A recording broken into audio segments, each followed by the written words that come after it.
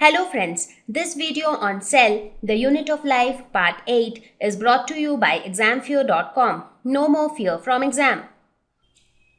Okay, so with this we got an idea about diffusion and osmosis, which are pretty simple ways of movement of particles and water across the plasma membrane. Now we will look at some other modes of transport as well. Now when we talk about plasma membrane and transportation across plasma membrane, we often talk about two modes of transport, that is active and passive transport. Now what is the word transport? What does the word transport mean here? It means the movement of molecules across plasma membrane. This is often termed as transport. There are two modes, one is passive transport and the second one is active transport. So what is passive transport and what is active transport? When I say passive transport, I basically talk about diffusion, osmosis, whatever we have discussed so far.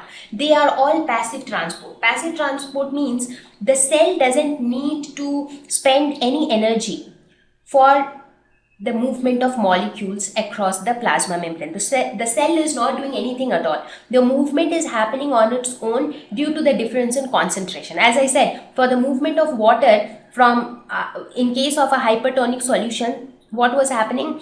Water was flowing from the cell to the outside. So cell was not utilizing any energy, or cell was not giving any extra energy to move the water out of the cell. It was happening on its own because there was a difference in concentration.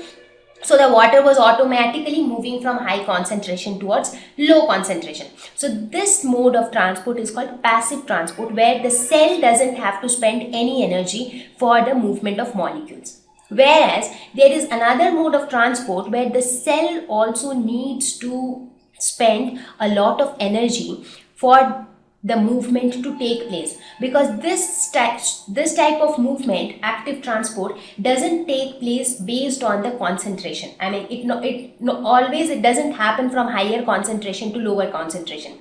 So sometimes if you want the movement to happen from lower concentration to higher concentration, there comes into picture the active transport.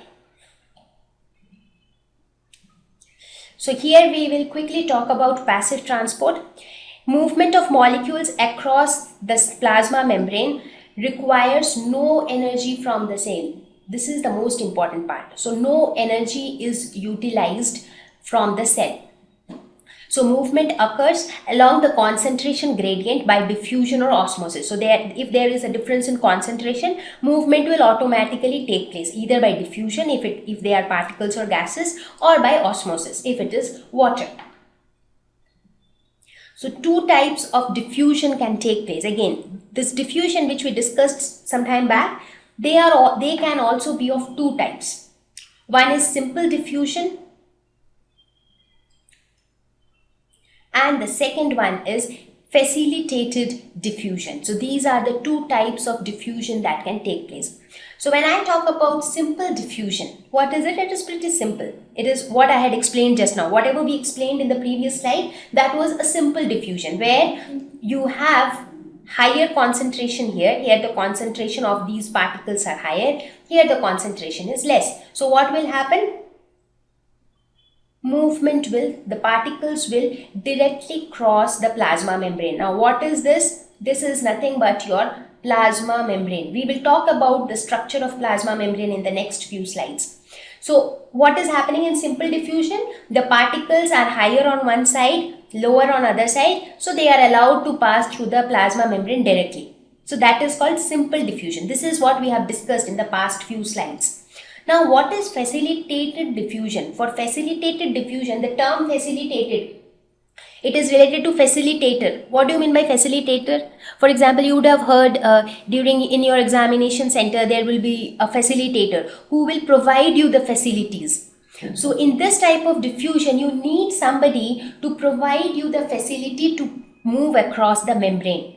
So what happens here? Here transport proteins help particles move across the membrane. So that means the particles directly cannot move from one end to the other. They need, here also if you see, the concentration is higher at this end and the concentration is lower at this end, but still they cannot move directly. So they need some proteins. There are some proteins which are already present in the cell membrane. So when we talk about the structure of the cell membrane, you will get to know that there are already some protein molecules which are involved in the structure of the cell membrane. So in order to pass them through the cell membrane, they need to be carried by the transport proteins. So that is known as facilitated diffusion, because the transport proteins act as the facilitators for diffusion to take place. Now you might think, why is it that some particles can directly move across that membrane, whereas some particles need some transport proteins to help them?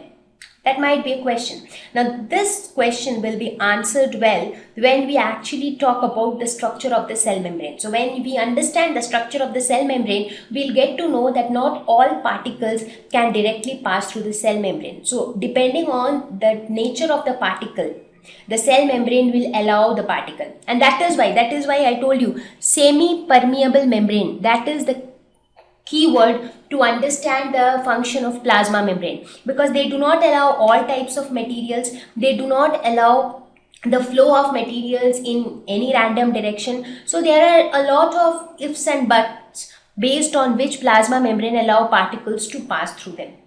So this is about passive transport. So in this type of transport, the cell doesn't spend any of its energy. So now we will talk about active transport, where movement of molecules across the membrane requires energy from the cell. So the cell also needs to spend some energy for the transport to take place.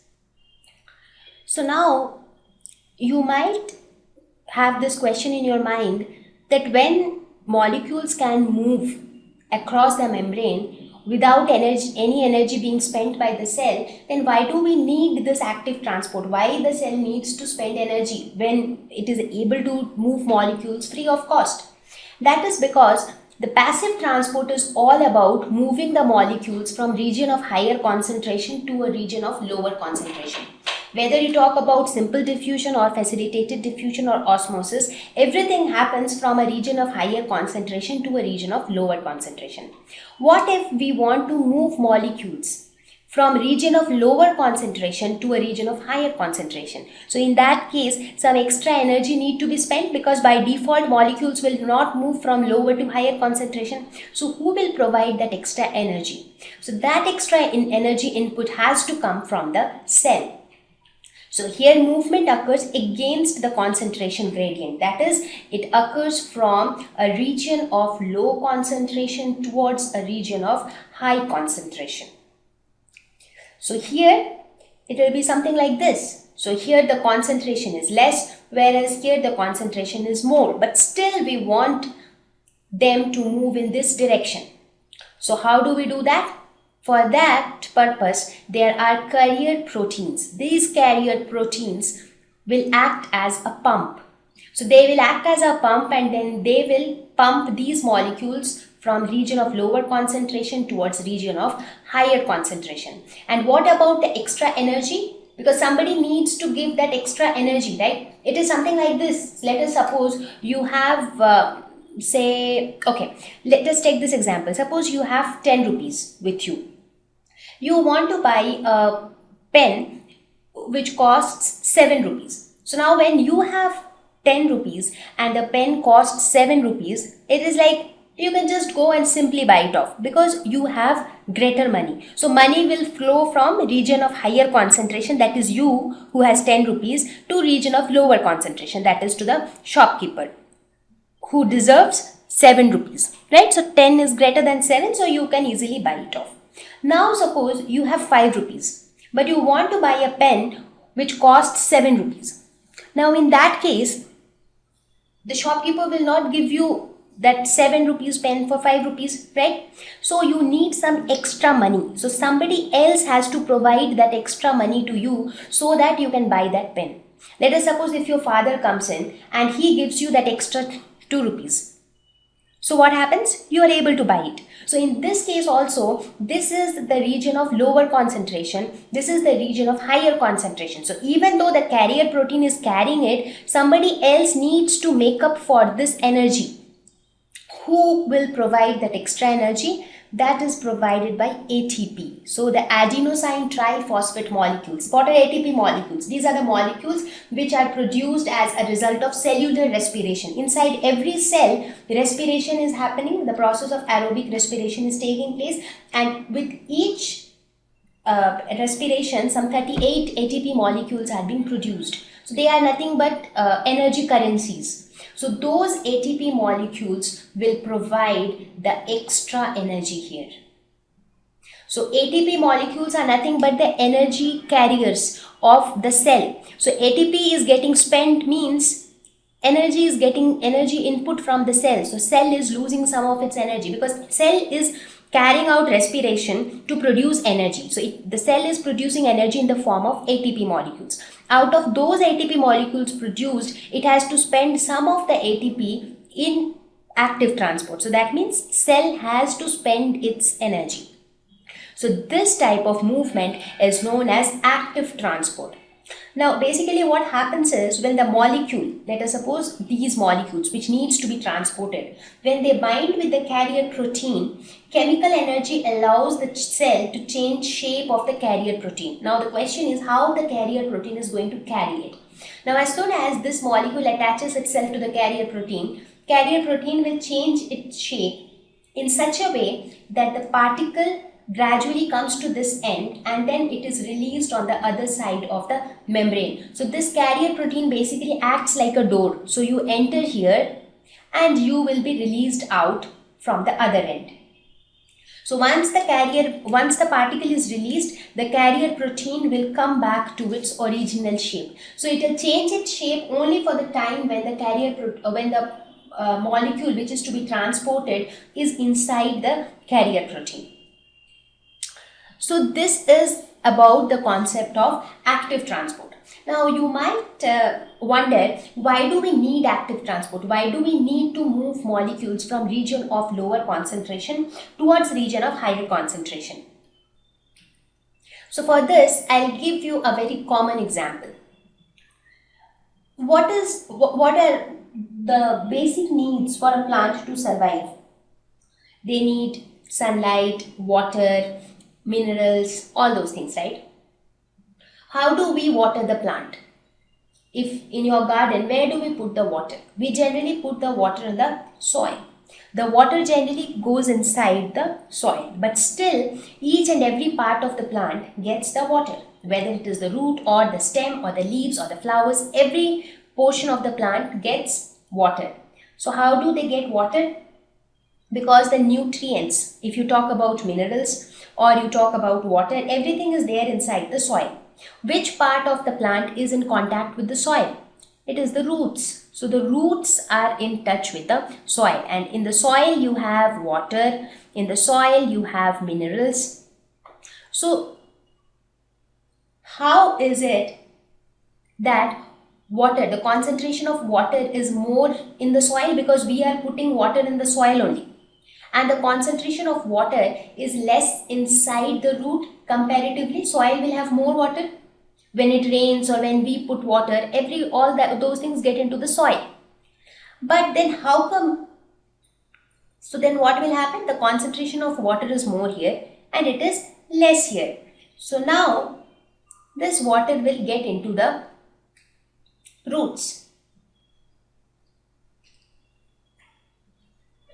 Right? So this movement is happening from region of higher concentration to lower concentration. But when you talk about nutrients, the nutrients are, a large amount of nutrients are present in the roots. Now what happens in plants? The nutrients reach each and every part of the plant. But there is another option for nutrient to diffuse out into the soil. Now since nutrients are more here, so the nutrients can very easily diffuse out into the surrounding soil. But that doesn't happen. That is because the movement of nutrients up to the different parts of the plant takes place by the process of active transport. So had there been no active transport, all the nutrients would have diffused out to the soil. So from the roots it would have actually gone out to the soil. But that doesn't happen, because sometimes we actually need the particles to move from region of lower concentration towards region of higher concentration. Thank you. Please visit www.examfear.com to watch more videos, attempt free online test, get free study material, find tutors and mentors. Thank you once again.